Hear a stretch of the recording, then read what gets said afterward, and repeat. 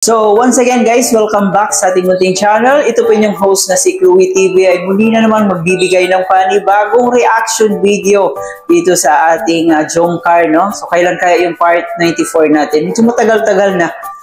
Nakakamiss na po ang yung Jomcar talaga natin guys. Pero kahit pa paano ay nakikita pa rin naman natin sila dito sa mga ibang keyboys natin. At syempre may mga kanilang upload din po sila sa kanilang mga channel. Kaya hindi naman ganon talaga nakakamiss yung Jomcar kasi nakikita pa rin naman natin sila. At yun na nga, kahit wala ng Jomcar, wala pang Jomcar, talaga namang itong si Papa Joms, dinudumog pa rin ng mga issue. So meron na namang panibagong issue na may anak daw itong si Papa Joms at matagal na raw itong nililihim sa atin. Ganon na po kadesperado yung mga galit na galit kay Papa Joms, no? Sumamaya ng konti guys ay ating panonoorin yung kanyang pahayag patungkol nga po dito sa issue na to. Pero bago ang lahat, baka bago pa lang po kayo sa ating munting channel, please don't forget to subscribe, paki-like and share na rin itong video para i-recommend pa tayo ng YouTube. Higit sa lahat, palagi natin suportahan ang nag-iisang ama ng Kalingap na si Kuya Bal Santos Matubang at Edna Vlog and Kalingap Rob. Nandiyan din po ang ating keyboys, Kalingap partners, mga charity vloggers sa Pilipinas na tumutulong sa ating mga kababayang mahihirap. So let's go, wag na natin patagalin pa, panoorin na muna natin to at bibigyan po natin ng reaction bawat pahayag ni Papa Joms. Buti na lang, Joms, hindi naniniwala mo sa mga issue. Ay, hindi po. Hindi naman talaga, guys. Okay, i-clarify ko lang din, guys, yung yung kumakalat na parang nasanay na rin po kasi si Papa Joms kasi dami-dami ba namang issue, araw-araw na lang may issue. So siguro nasanay na siya, no? Tulad nga ng palagi niyang sinasabi na parang wala na sa kanya, no? Parang nagiging manhid na siya sa mga issue. So dapat lang talaga na hindi paniwalaan itong issue na to kasi wala puro paninira lang talaga to. Gusto lang talaga sirain yung pangalan ni Papa Joms. Siguro itong tao na to sa likod ni Anonymous, baka ito yung kaibigan ni Papa Joms dati na naiinggit ngayon kasi alam naman po natin at nakikita naman po natin na successful itong si Papa Joms, no? Baka lang na isa ito sa mga naiinggit talaga ni Papa Joms. Kumakalat po na jowa ko daw po si Yuna. Okay, hindi ko po yan jowa, guys. Hindi ko po jowa. Barkada po yun si Yuna. Barkada po namin nila Jam at nila. Yun po guys, malinaw po yung sinabi ni Papa Joms na hindi po niya jowa, no, at wala po siyang anak. At yung si Yuna ay kaibigan po nila. Matalik po nila na kaibigan. Philip, mga tropa namin po dun sa Naga. Okay.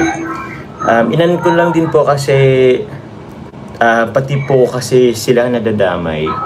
Even po yung inaanak ko nadadamay din. May mga pictures nga pong kumakalat ngayon doon sa Jomcar 18 page na kinakrap, no? Kinakrap yung pictures ni Papa Joms, yung bata at saka yung si Yuna. So kung tutuusin guys, sa kabuang pictures na yon, nandun po si Carla. So na-crop lang po si Carla doon, no? Hindi siya nakita doon sa pictures. At yun po yung pinapakalat nila ngayon, na girlfriend daw umano ni Papa Joms yung babae na yon. Pati si Papa Joms ay nag-alala rin po dito sa kalagayan ng mag-ina kasi nadadamay rin po sila. No, nadadamay sila sa kagaguhan kagaguhan nitong mga bashers ni Kalingap Jomar. Nababalahura din. So kailangan ko na rin magsabi guys, kailangan ko na rin iklaro yung issue na ito kasi actually sobrang tagal na pong issue na yan. Sobrang tagal na. Ngayon, I don't know, ito binabato ulit sa akin. So matagal na pala talaga itong issue na to guys. Kaya lang gustong buhayin ulit ng mga bashers, no?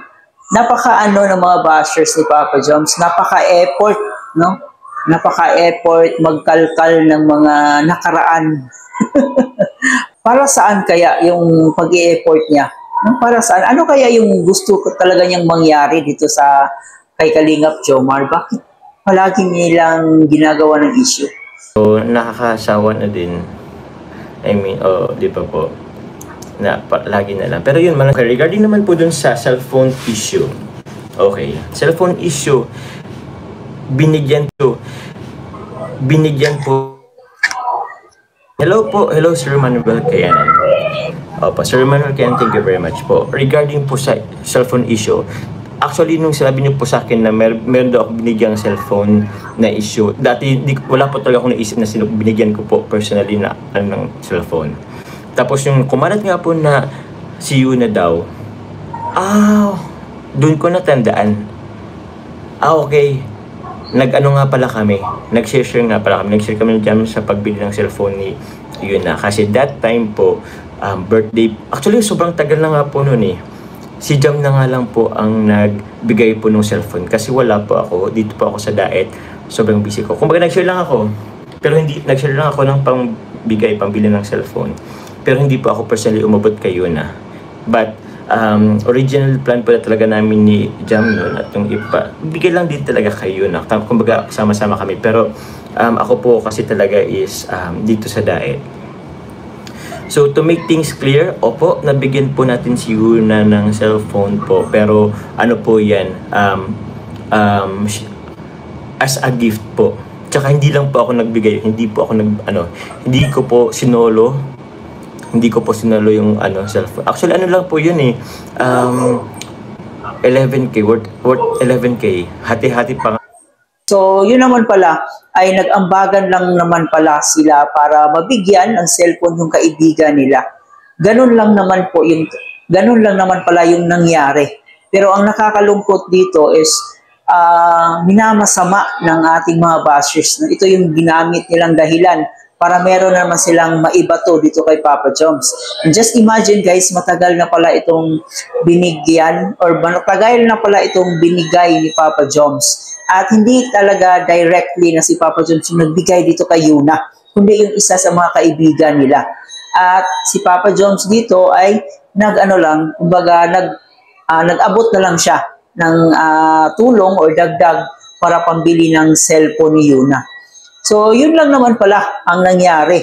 At saka, hindi naman pala directly galing sa bulsa niya, tapos binigyan niya si Yuna. So, sila pala mga magkakaibigan ang nagtatampo-tampo, nag-ambag-ambagan para may maibigay silang cellphone dito kay Yuna. Hati pa kami nun. Kaya, yun. Just to clarify lang din po, yun po ay gift namin kay Yuna. And that time, syempre po, sa inaanak ko na din. And parang di naman may bagong si Yuna. Yun lang din naman po.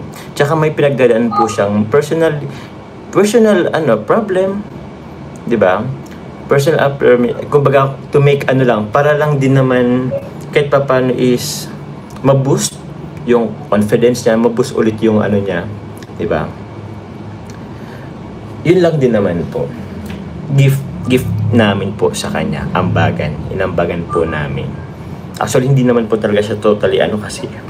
Lang po siya, sobrang, hindi po siya latest na iPhone. And I think it's not a big deal naman. Kasi, it's just normal po. Normal lang naman po na gift sa isang kaibigan. So yun guys, I hope malinaw po yung mga sinasabi ni Papa Joms dito, no?